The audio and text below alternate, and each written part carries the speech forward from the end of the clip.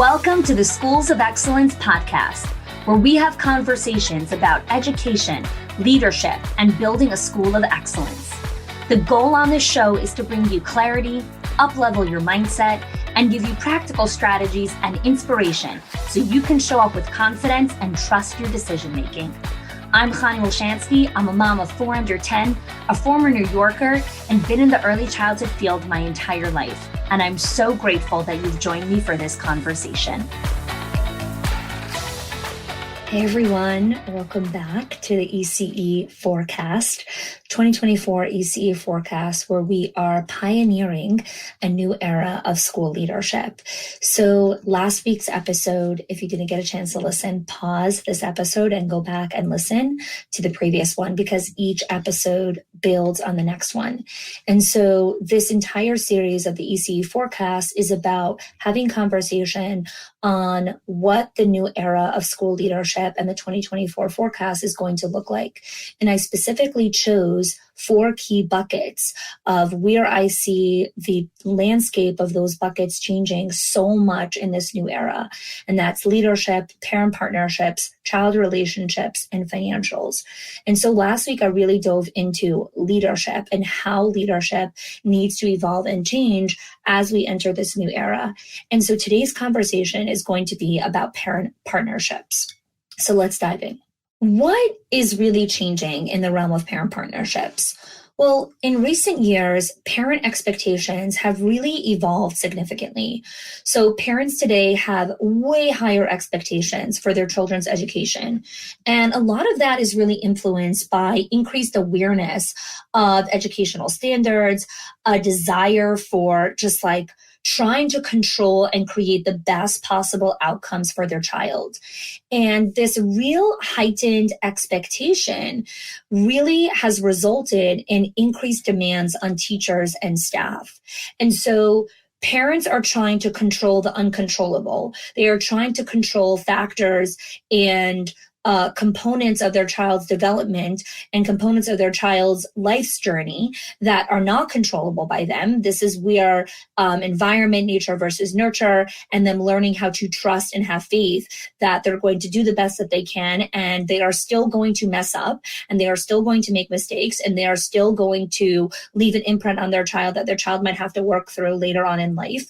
And that lack of acceptance of understanding that you cannot protect your kid from every single danger, nor is that your job. That heightened level of anxiety is really filtering into the communication and partnerships that we are trying to create with families. And that high level of anxiety is really impacting our staff. Where else are we seeing a change or kind of a divergence in parent partnerships? We're seeing that in economic and social pressures. So economic and social pressures are really driving parents to seek some sort of stability and assurance about their child's educational experiences. So whether that is the educational route that they want to take, the academic rigor, the sports, the social dynamics, they are taking a very different approach to how they are handling their child's education. And as the world becomes more and more competitive and uncertain, parents feel this sense of urgency of like, how do I give my child the best possible chances? And what's happening is the economic and social pressures are manifesting themselves in very demanding, very like unrealistic behavior and expectation. And so when someone's anxiety is so high, we all know this, like when you're in a level of survival, little things that really shouldn't be bothering you are creating a massive heightened level of anxiety. So I'll see parents like go crazy on a teacher who lost their child's black ponytail. And a black ponytail costs a fraction of a penny inside of Walmart when you're buying 25 ponytails that cost $2.99. One ponytail costs a penny, less than a penny, and they're freaking out that you lost their child's ponytail. Or they're having a panic attack that their child had an accident, like not understanding that having an accident and peeing your pants is part of toilet training in the toddler and threes classrooms. And so because there's been such a different conversation, different expectation on child development, which we'll talk about in the next episode, and how child development has really changed because of the pandemic and the lockdowns and just all the different regulations. So parents are really shifting how they're looking at their child's development. And so they are becoming so anxious for themselves of like their own dreams, their own desires, their own hopes, their own aspirations for their kids. And they're like, oh my gosh, like, how am I going to make this all happen? You're my child's teacher. Like, you need to do all these things for my kid. And so that is really causing massive pressure on not only the owners and the directors and like the people in administration and leadership, the staff, like the teachers, the assistant teachers are like, what is going on here? And they're feeling it. Another component that's really impacting parent relationships is the digital age. It has really brought in so many new challenges, also brought in opportunities. But because parents have this unprecedented level of access to information about educational practices, and they can easily communicate, right? There's like 15 different ways that parents could get access to you now, right? Besides for like email, text, WhatsApp, Facebook Messenger, Instagram, LinkedIn, TikTok, whatever it is, then there's also like the apps that you create and like the different, all those different levels of communication. There's so many ways that parents can reach you, so many different ways. And they have access to so much information. And so it's so easy for them now to ping you and communicate with you. And so while this connectivity can feel positive, it also leads to an increased interaction and expectation that really can become highly burdensome for you. And it's not sustainable to manage that level of connection and expectation and demand that's coming from outside forces. So what I want to do here is I actually want to give you a little bit of insight into a conversation that Esther Perel led at the South by Southwest conference in 2023. So Esther Perel is a leading relationship and intimacy expert. She's a psychotherapist. Her practice is based out of New York City. She's written multiple books. She also has a card game called Where Should We Begin? If you've followed my work for any time, you know that I quote Esther a lot because I really value the wisdom and experience that I believe she brings to the table. And so what I want to share here with you are two small excerpts from that speech, from that keynote that she gave. And in this short excerpt here, Esther talks about how relationships are shifting how we're viewing mental health. And one of the biggest things she talks about is how modern loneliness is impacting relationships. So let's take a listen here. I've been thinking a lot about modern loneliness, which masks itself as hyperconnectivity. Modern loneliness, which masks itself as hyperconnectivity. How can we have 1,000 virtual friends and then no one to ask to feed our cat? How can we develop deep bonds with our coworkers on Slack or see them in their homes on Zoom without ever meeting them in real life? And how we think that we know the lives of others because of what they post, but how we truly have no idea. We live in a world of curated, filtered imagery that puts us in a constant state of social comparison. And self-esteem has become contingent on performance that is measured by engagement metrics. Did I get enough likes? Is the rise of therapy speak on apps like TikTok helping us to address this, I ask, or is it simply creating a cacophony of self-diagnosis? We know that online communities can be extremely gratifying. They give us education, belonging, friendships, connections, and a lot to laugh at. But we also know that youngsters today are online all day. And research consistently shows it's creating unprecedented anxiety and depression, particularly for girls, and isolation and decreased social skills for boys. And we wonder why there is a growing mental health crisis? Or for that matter, I've been thinking, are we really in a mental health crisis? Or are we having adaptive responses to the crisis and the malaise of the societies and the world that we live in? Most likely, it is both. These are just some of the questions that I have been preoccupied with in recent years. Another thing that is impacting parent relationships is fear and anxiety. So in an era that has been marked by so many global changes, parents have experienced a crazy level of fear and anxiety of their children's future. I mean, I go sometimes into different Facebook groups or I see certain threads, and the conversations that happen in there like really frighten me sometimes. Like people will actually be talking there and saying things like, you know, this is why I don't want to bring kids into the world. This is why I don't want to have kids. I don't want to bring kids into this crazy world. I don't want to, you know, bring children into what's happening inside of this environment. And that feels like, wow, that's heavy. Like that is heavy for people to be looking at the world around them and saying, I don't want to bring kids into this world.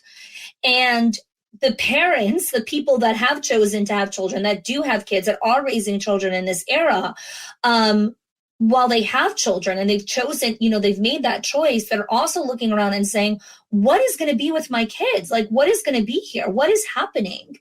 And a lot of that fear can lead to a sense of urgency and this like desire for these instant results and instant outcomes from the educational institutions that they're sending their kids to.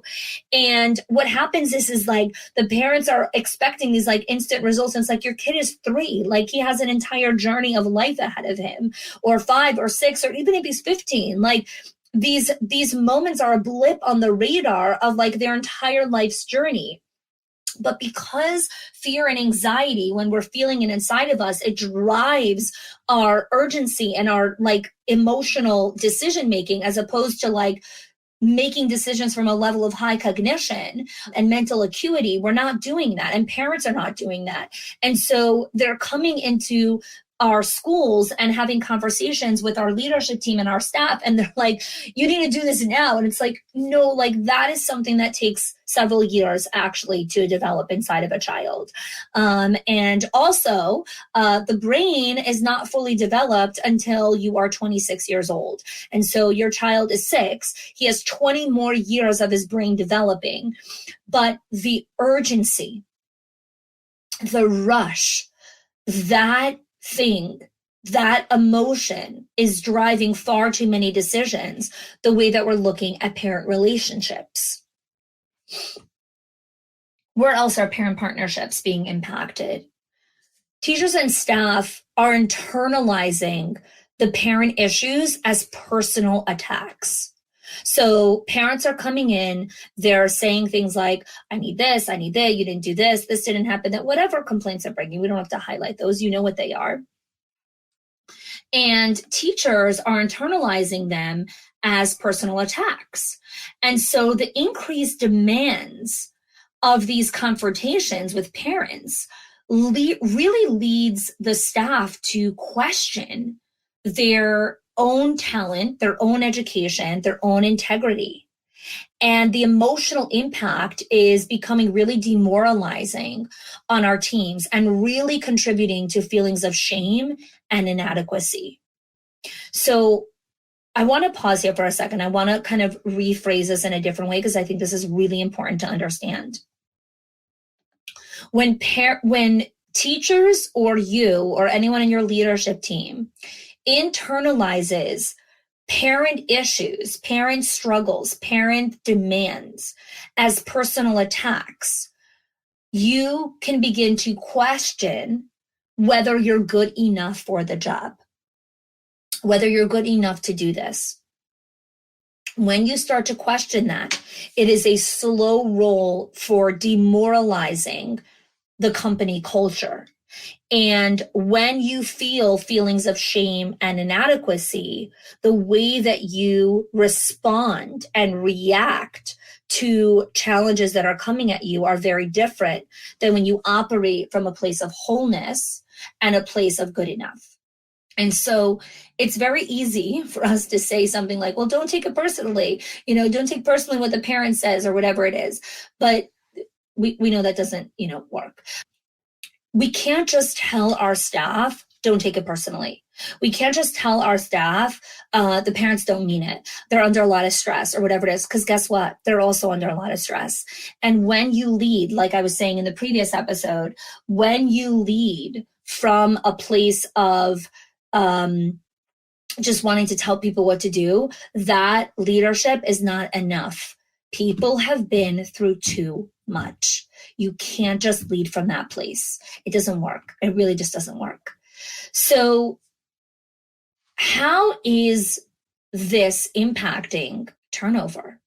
So when teachers and staff feel this level of overwhelm and unsupport, it leads to emotional distress from demanding parents, right? So you can have like the most well-meaning people in the world. Like I love Mayor, and Mayor and I have an amazing relationship. And then sometimes we still say things that are counterintuitive and really not helpful to our partners, right? In moments of our own distress, right? So when you're witnessing someone's distress and you're like, oh my gosh, like just calm down for a second, right? Because it's making you feel more distressed. And this is one of the hard parts about leading young kids and leading kids that are in general just unregulated. And we'll talk about that in the next episode. But the most well-meaning and well-intentioned people, when we're surrounded by them, sometimes tell us the wrong things. And that's inevitable. And that's part of life. And this episode is not about, oh, and now implement this in this playbook and this strategy, and you'll no longer say things that will hurt people. That's bullshit. Like when you are in long-term relationships with human beings, you are going to sometimes say things that are hurtful and that are, unkind to the person that you love dearly and respect dearly. And that is the power of repair, which we'll talk about in the next episode. And so what happens here in parent partnerships is we look at things and we say something like, well, if the parents really respected us, or the parents really valued us, or the parents, whatever it is, they wouldn't say things like that. Okay, you can believe that. Or you can pause and say, how am I internalizing this in this moment? What is the story I'm telling myself about this? Like, how do I navigate this a little bit differently? And the reason why we have to ask that different question is because when we're not, it's leading to turnover rates, because staff are seeking positions and environments where they don't have to manage this level of stress. And again, it can sometimes feel a little bit like running away from things. We are, the staff is like, I have all this stress or whatever. It's like, I want a job that doesn't have any stress. And I'm like, okay, but that's not what this is, right? Or I want a better job that doesn't have as much uncertainty or any of that kind of stuff. When we don't recognize that like uncertainty is a fact of life. So I want to share here with you another clip from Esther, where she talks about how modern conveniences, while they're really amazing, they've really impacted our relationships in ways that we're not even fully aware of. And when we can understand that how these modern conveniences impact us, impact our decision-making, impacting our thought process, we can better go into the parent partnerships and the relationships that we want to build with families from a better understanding of where they're coming from. So let's take a listen into that. It's like I have entered a form of assisted living. My calendar pings me with my next meeting. Waze tells me which road to take. Spotify tells me what to listen to next. Netflix tells me what to watch. If I was single, I'd probably be on a dating app. But let's be honest, I'm still late. I will always get massively lost. My husband and I now talk the entire evening about which movie to watch, but we'll end up watching none, because there's too much choice. And the dating apps, even 65% of relationships, now start online, but it's also the number one thing that people complain to me about. Don't get me wrong. I enjoy my inconveniences being removed, but at the same time, being uncomfortable, doing things that you end up not enjoying, being afraid, and taking risks are some of the ways that we learn who we are and who we are not. The experimentations and the failures are essential to the development of our identity. And you would think that having all these recommendations in the palm of our hand would make us more confident, less anxious, more prepared for what we call in French l'inconnu, the unknowable. But what if they are eroding us?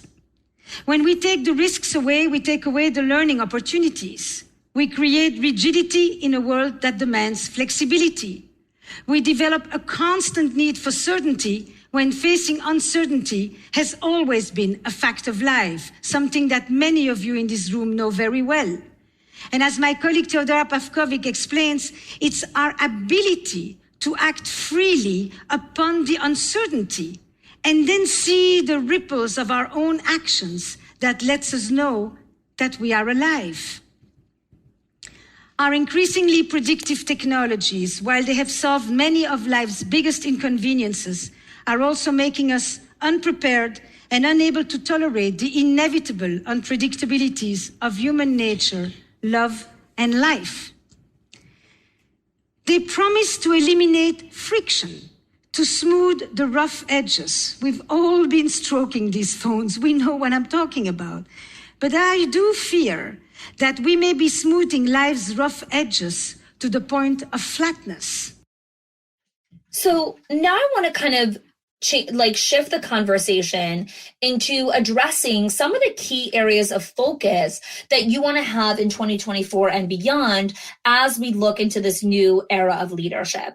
So this is not a new concept of parent engagement, right? Every school leader knows that we need to engage with families. We need to, connect with them. We need to build relationships.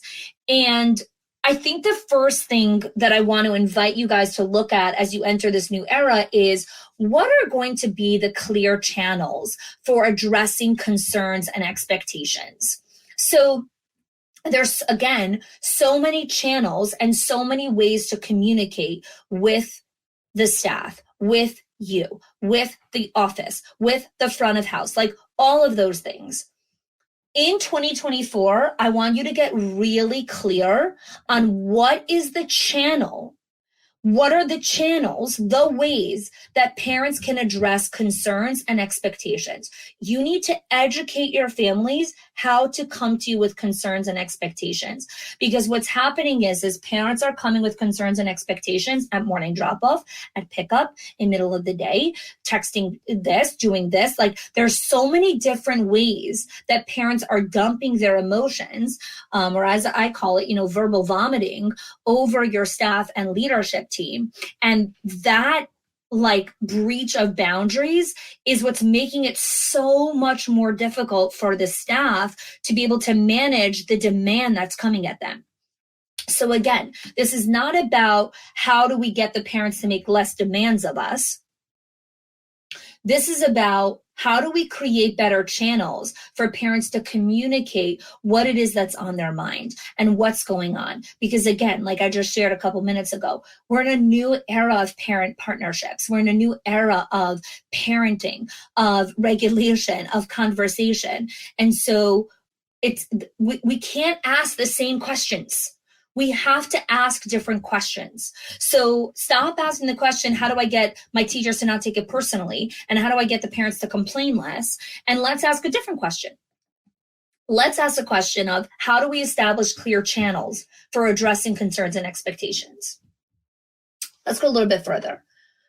When parents are bringing these concerns, these expectations, these demands, and many of them are crazy unrealistic. Some of them are very realistic and manageable and fixable, and we could take care of them. And some of them are like, what? Like, what planet are you coming from? Like, which world have you been dropped into?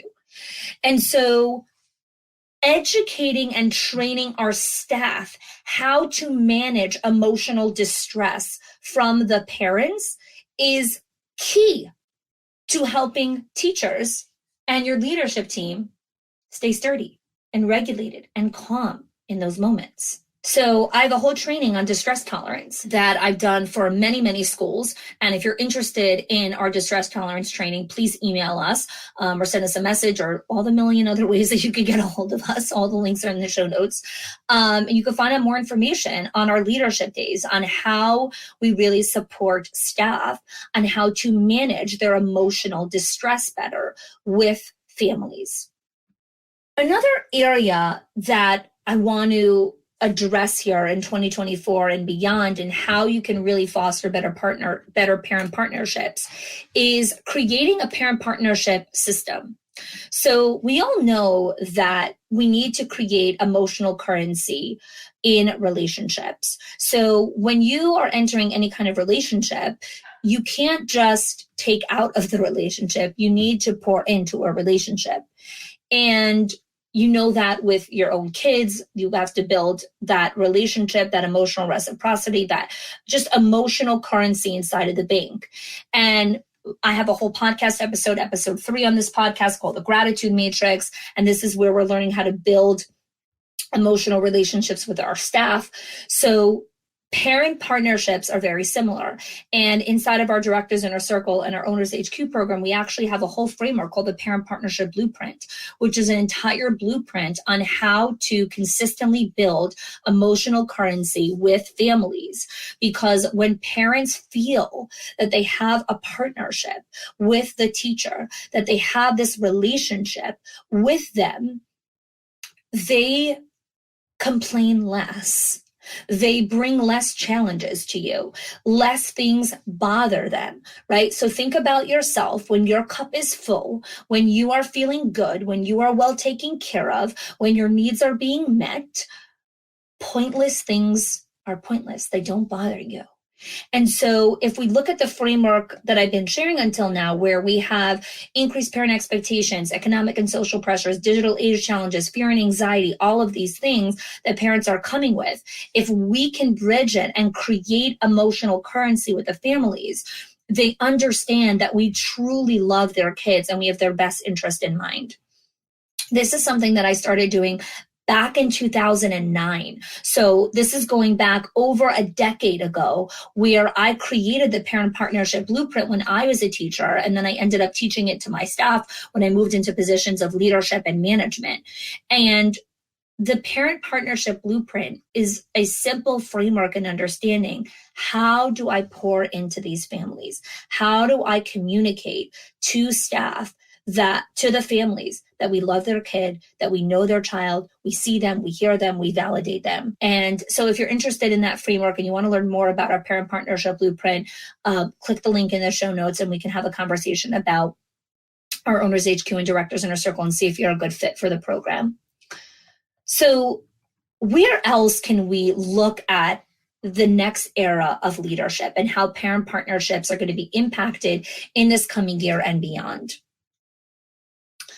Conflict resolution, when I look at the amount of things that parents are turning into conflicts, is really unprecedented in a lot of ways.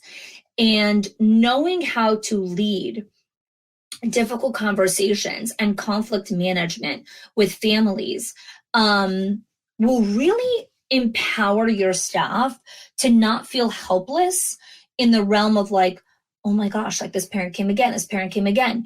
And what we have to remember also is teachers, especially veterans, feel a lot of shame and inadequacy in coming to leadership and asking for help in dealing with parents. So and especially veterans, like this conversation is for veterans, not just for the young staff and the new teachers.